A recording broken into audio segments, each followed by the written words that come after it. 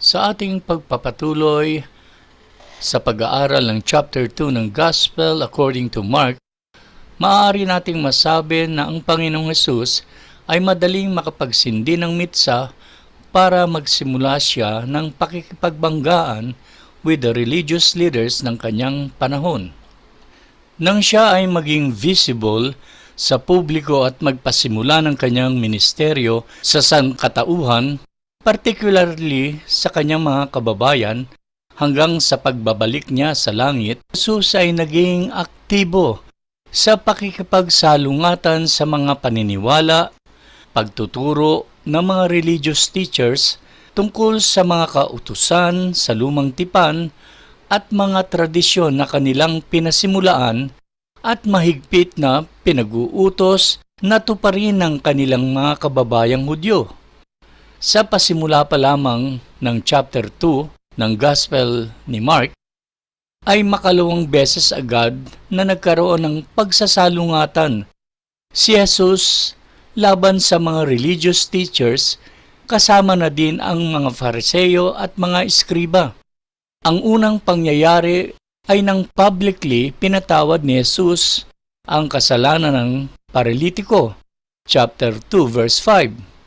At pagkatapos ng pangyayaring iyon, sa chapter 2 verse 16 naman, ay nang siya, si Jesus ay umaten ng party sa tahanan ni Levi at nakisama at nakisaya kasama ang mga publikano at iba pang mga makasalanan ng bayan.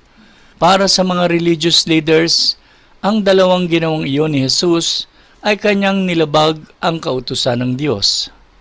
Sa ating mga talatang binasa kanina sa chapter 2 verses 18 to 22 ng Gospel ni Mark, ay sumiklab na naman ang isa pang salungatan between Jesus and the religious leaders. At sa pagkakataong ito, ang salungatan ay tungkol naman sa isa sa marami nilang tradisyon na pinatutupad sa mga Hudyo. Minsan pamuling nangahas ang Panginoong Hesus na kontrahin ang kanilang maling pagkaunawa sa kautusan at tradisyon o ritual na kanilang ginagawa. And because of that, again, they felt offended. Para sa akin, ang pinakamahirap na kausap na tao na wala kayong mararating na kasunduan o pagkakasundo ay yung mga panatiko sa kanilang relihiyon, yung tinatawag nating religious fanatics. Ang mga religious fanatics na tinutukoy ko ay yung mga taong tightly ay pinanghahawakan ng gusto ang kanilang mga tradisyon, mga ritual na gawa na nagbubunga sa kanila upang sila ay maging mga legalismo. Dito sa ating bansa, usong-uso ang mga debate sa probinsya ng mga sekta na nagsasabi na sila ang mga tunay na Kristiyano.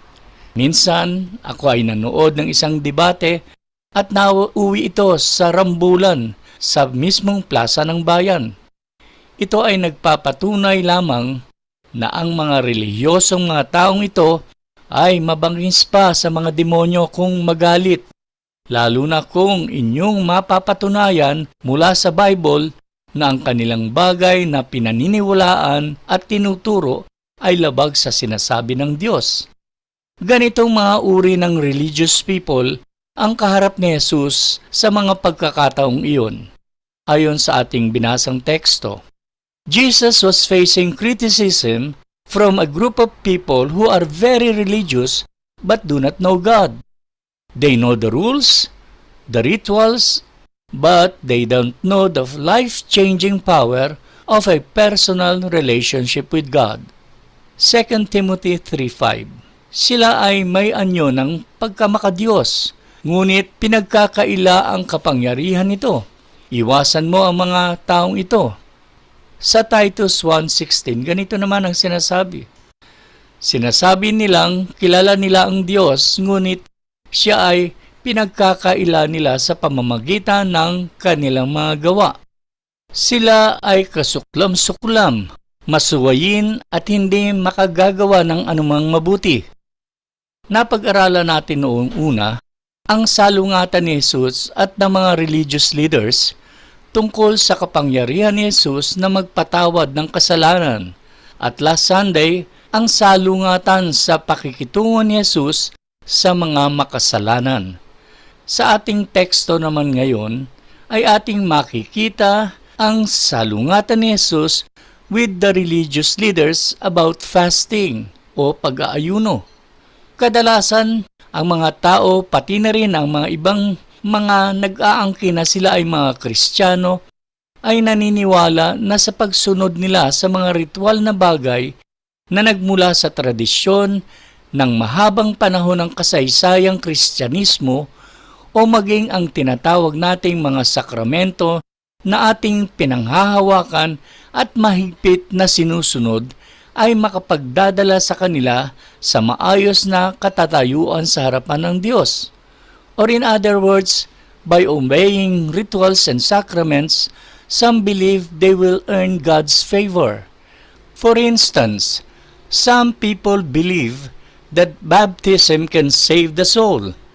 Kaya't ang sanggol na namatay sa kapanganakan at hindi nabinyagan, ang kanyang kaluluwa ay mapupunta sa limbo. How about the Roman Catholic Church? They observe 7 different sacraments that they believe can produce salvation. In reality, and according to God's written word, the Bible, God's salvation and blessing comes only through grace. Kaya't ngayong umaga ay ating pansinin ang 3 mahahalagang punto with their subpoints na ipakikita sa atin ng teksto at kung papaano ipiniliwanag ni Jesus ang mga katotohanan ng Diyos tungkol sa maling pagkaunawa ng mga religious teachers sa katuroan ng Diyos.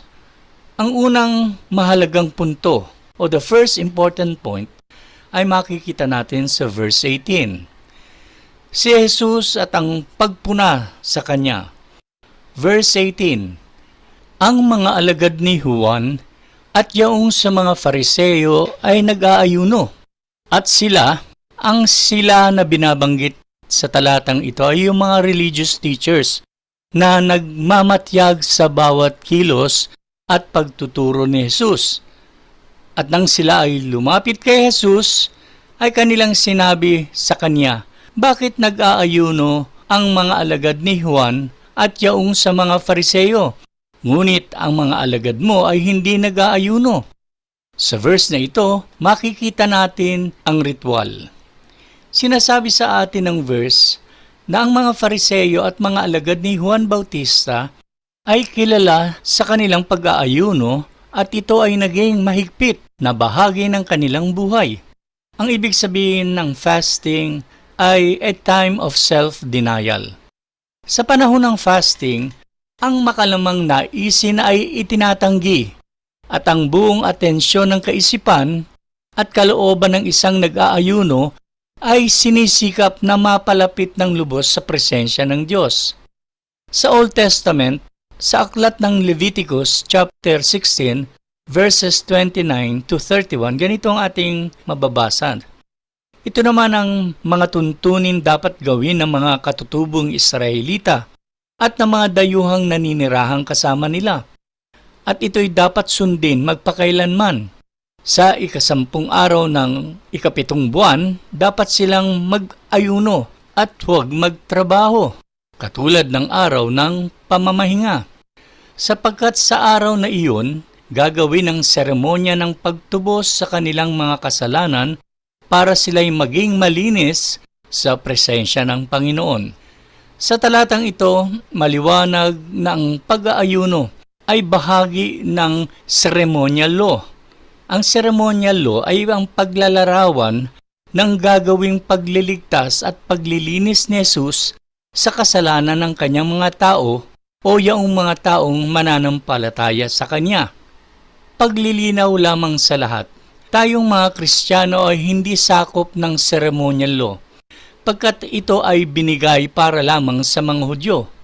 Maliwanag sa talata na minsan 1 taong dapat gawin ng mga Israelita at ng mga dayuhang naninirahan o yung mga tinatawag nating proselyte o converts to Judaism. Minsan lamang isang taon gawin ang pag-aayuno. Samantala pagdating ng panahon ni Jesus, ang pag-aayuno ay naging malaking bahagi na ng pamumuhay ng mga Israelita. Take the case of the Pharisees. Sila ay nag-aayuno 2 beses sa isang linggo.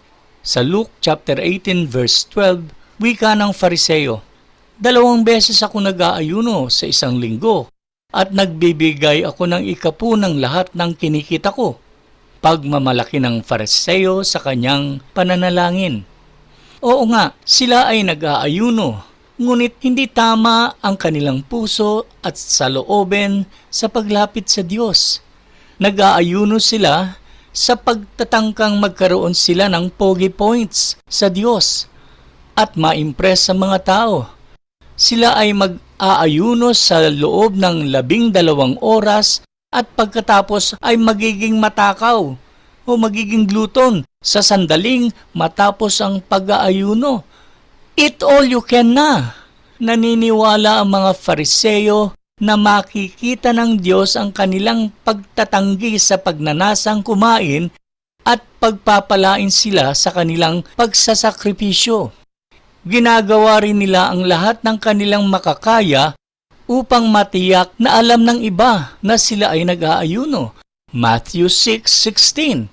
Kapag nag-aayuno kayo, huwag ninyong tularan ng mga pakitang tao, sapagkat sinasadya nilang hindi mag-ayos ng sarili para ipakita sa mga tao na nag-aayuno sila.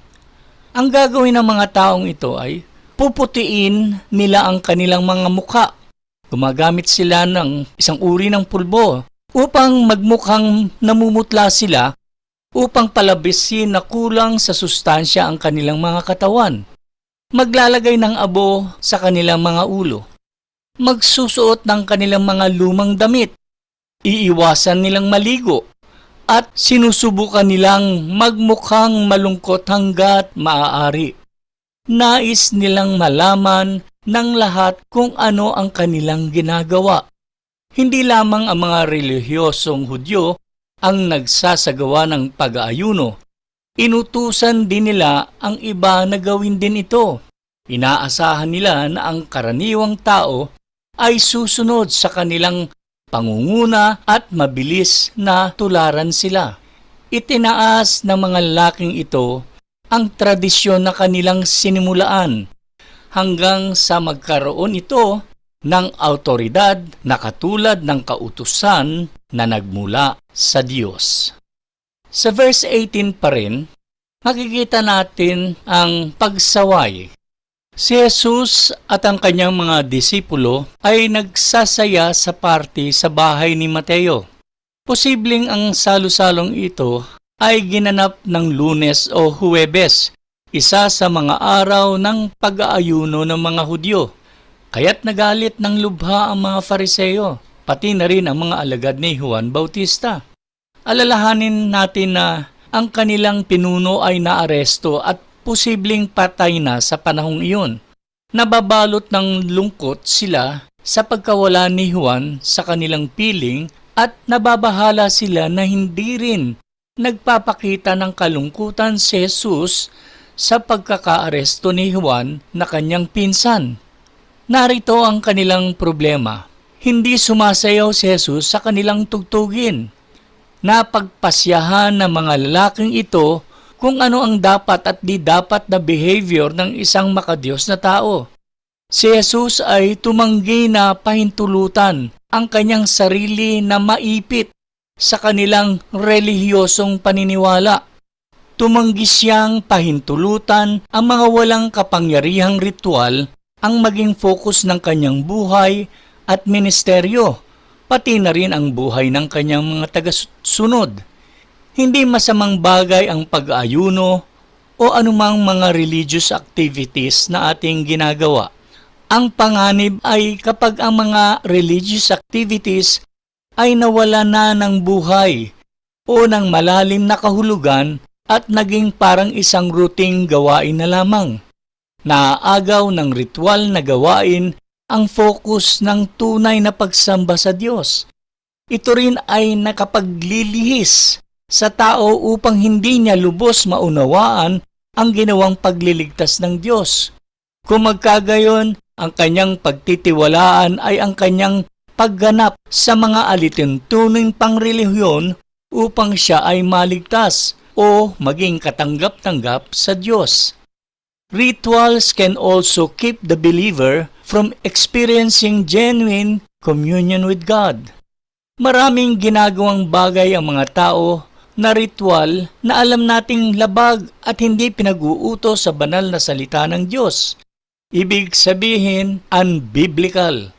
Halimbawa, ang paglalakad ng palhod para sagutin ng Panginoon ang marubdob na kahilingan o ang paglilitanya o paulit-ulit na pagdarasal para sa ikaliligtas ng kaluluwa ng isang yumaon.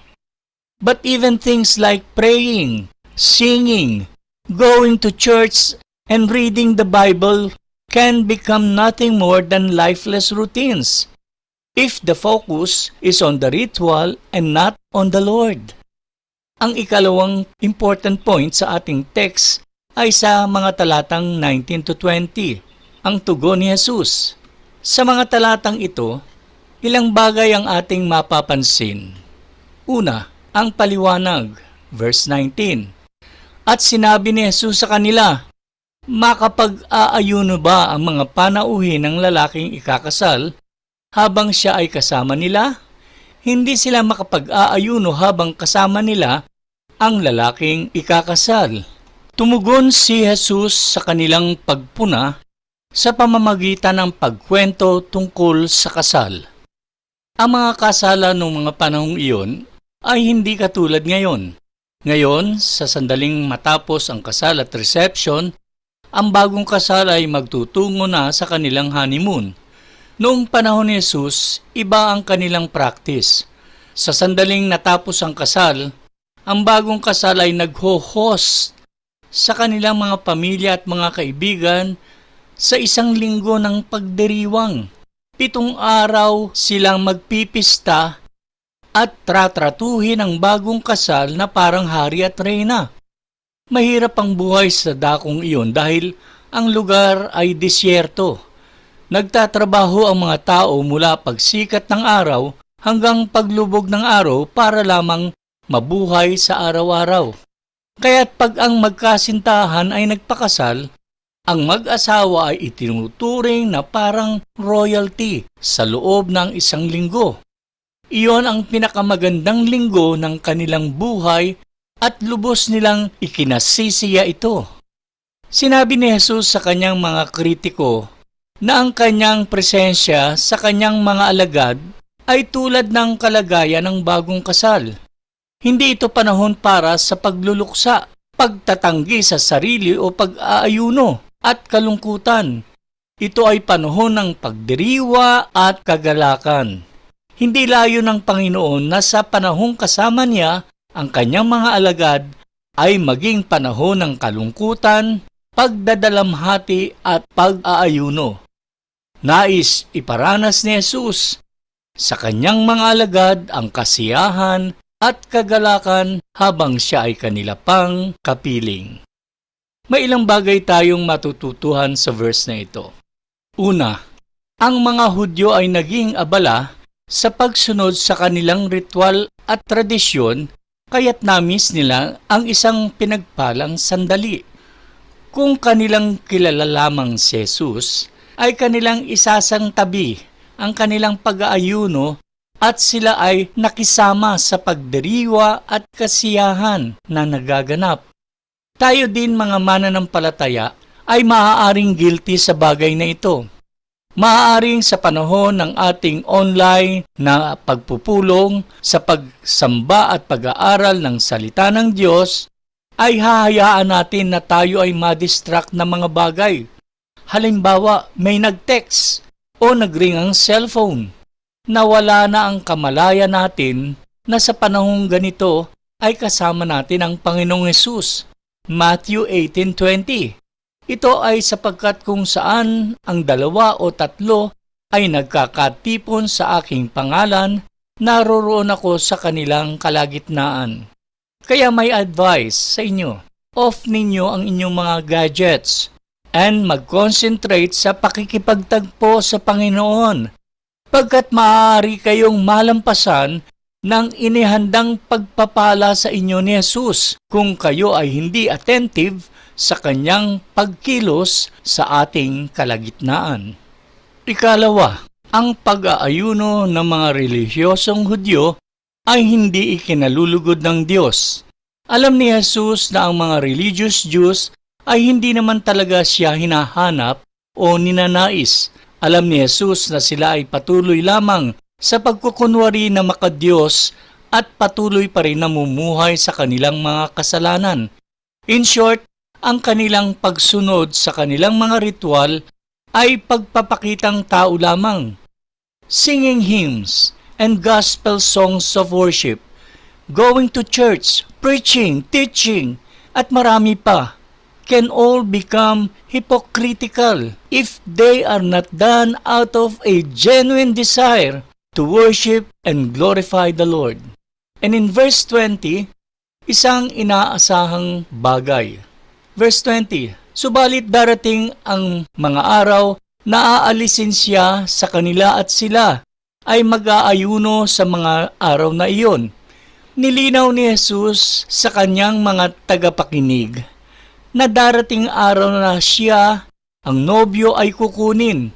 Sa araw na iyon, ang kanyang mga alagad ay mag-aayuno at makakaranas ng kalungkutan.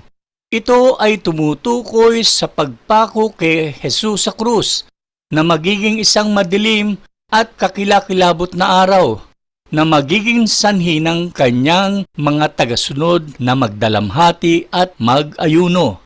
Kaya nga't sa mga sandaling iyon, ang mga alagad ay dapat lamang na magkaroon ng kagalakan sa presensya ni Jesus. Ang pag-unawa sa katotohanan ito ay lubos na makapagbabago sa ating pagsamba at paglilingkod sa Panginoon na hahantong sa atin na talikuran ang walang buhay na mga ritual at tradisyon. At ang katotohanan ay magdadala sa atin sa pananabik at kagalakan upang lalo pang kilalanin si Jesus at unawain pa ang lalim ng kanyang pag-ibig sa atin. Ang ikatlong mahalagang point sa ating text ay sa mga talatang 21 hanggang 22. Si Jesus at ang kanyang revelation. Sa mga talatang ito, nais ni Jesus na iparating na ang kanilang mga relisyosong gawain, ritual at tuntunin ay walang lugar sa kanyang misyon. Nilalayo ni Jesus na linawin na ang kanyang ginagawa ay naiiba sa kanilang ginagawa at walang koneksyon ang kanyang ebanghelyo sa kanilang mga religious rituals. Nais niyang maunawaan nila na ang kanyang mensahe ay higit pa sa kanilang maling pangunawa sa mga kautusan. Pagkat malinaw na si Jesus ay naparito hindi upang buhayin ang Judaism, kundi upang itatag ang Kristyanismo. Ang unang pagsasalarawan na ginamit ni Jesus upang maunawaan ang kanyang revelation ng mga tagapakinig ay ang pagsasalarawan ng tinagpiang damit. Verse 21, walang nagtatagpi ng bagong tela sa lumang damit, sapagkat ang bagong telang itinagpi kapag umurong ay babatak sa lumang tela at ang punit ay lalong lalaki. Isa sa kanyang mga ilustrasyon, tinukoy ni Jesus ang isang pamilyar na kaugalian ng pagtatambal ng lumang damit at bagong tela. Sinasabi niya, kung ang isang bagong patch ay natahi sa isang luma at sirang damit, ito ay uurong kapag nabasa at magiging sanhi ng paglaki pa ng punit. Ito ay naglalarawan ng espiritual na prinsipyo na ang luma at ang bago ay hindi maaaring pagsamahin.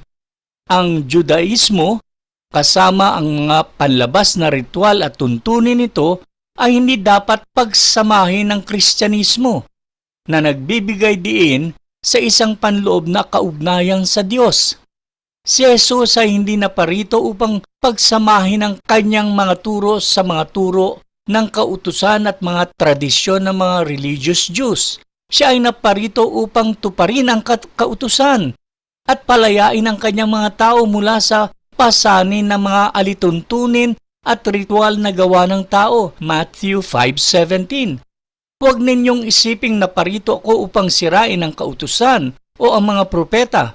Naparito ako hindi upang sirain, kundi upang tuparin ang mga ito.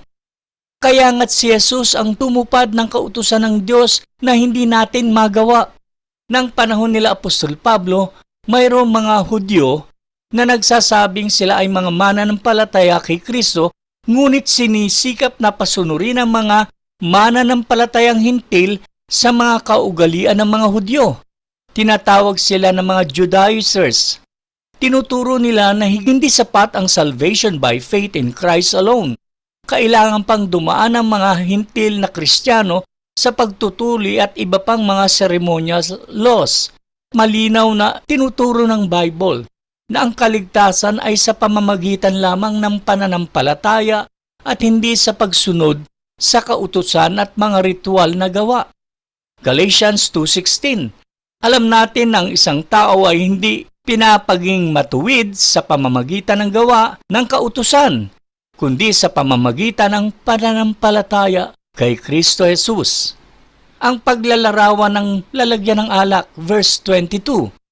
Walang nagsasali ng bagong alak sa lumang sisidlang balat. Kung gagawin ito, papuputukin ng bagong alak ang sisidlang balat.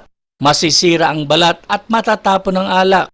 Ang bagong alak ay dapat isalin sa bagong sisidlang balat. Ipinagpatuloy ni Jesus ang kanyang pagtuturo sa pamamagitan ng paggamit ng isa pang pagsasalarawan, ang balat ng hayop bilang sisidla ng alak. Noong mga panahong yun, ang balat ng kambing ay ginagamit ng mga tao upang lalagyan ng kanilang alak. Inaalis ang laman ng hita hanggang sa dulong bahagi ng leeg na magsisilbing pinaka-spout o bunganga at tinatahing maigi upang maging isang sisidlang ginagamit na lalagyan ng kanilang alak at pati na rin ng tubig. Habang binuburo o finiferment ang alak, mababanat ang balat dahil sa pag-expand ng fermentation gas. Gayunpaman, sa paglipas ng panahon, ang mga balat ay matutuyo at magiging malutong.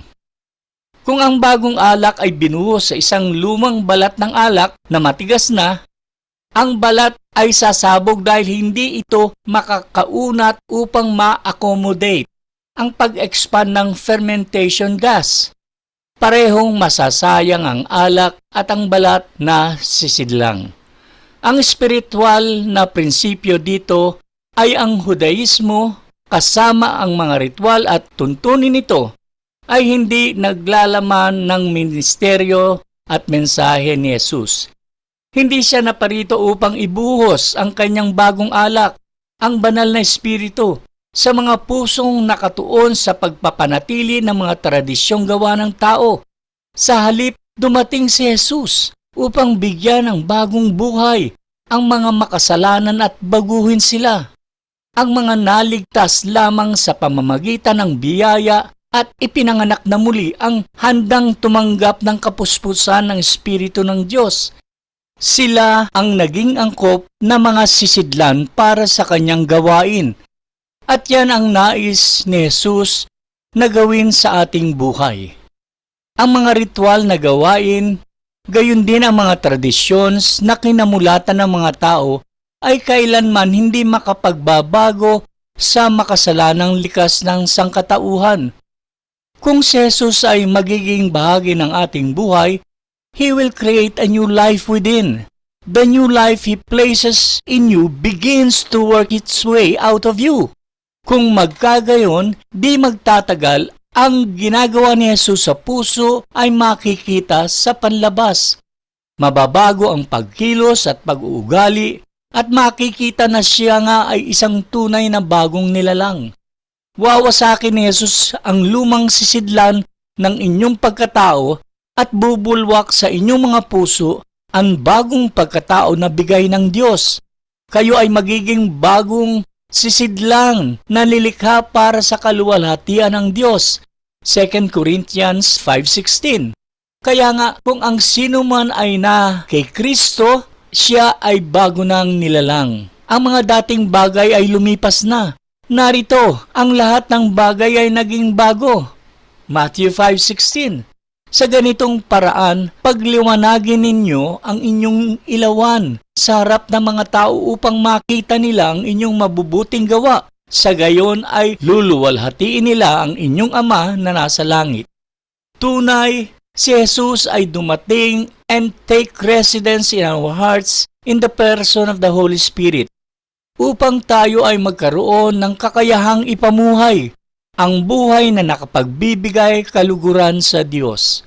At gayon din naman, ating mararanasan ang masagana at makahulugang buhay na ninanais ng Diyos sa bawat isang tao na nananampalataya at nagpapasakop sa kanyang banal na kalooban. Isang payapa at makahulugang buhay na di kayang ibigay ng pagsunod sa mga religious activities, rituals, and traditions. Sa pagtatapos, Jesus did not come to blend His new way with old ways of living and believing. Jesus came to redeem sinners and give them new life in Him. Tinawag ito ni Apostol Juan na new birth, John 3:3. Tumugon si Jesus at sinabi sa kanya, "Katotohanan, katotohanan, sinasabi ko sa iyo, malibang ipanganak na muli ang isang tao, hindi niya maaaring makita ang paghahari ng Diyos."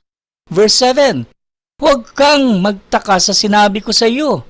Kinakailangan ipanganak ka muli."